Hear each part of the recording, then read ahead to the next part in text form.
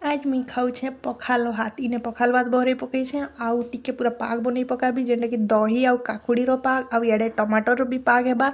तो मुई सबके फटाफट चिटकी देसी चिटकी देला पर पूरा मोर मनटा तो पूरा हेने लगी जल्दी चिटकी सारती कि फटाफट खाती कहीकि जेनता मुई इटा चिटकी सारसी कि टिके पूरा मुहे नहीं देखसी जे पूरा चमकी जीसी पूरा मोर देहटा पूरा झंझनाला लेखे लगी जीसी एते मते भल लागसी जे तारपर इड़े आलू भजा टिके नहीं आउ काकुड़ी दुईटा नहीं आउ बड़ी फड़ी दुई तीन टा नहीं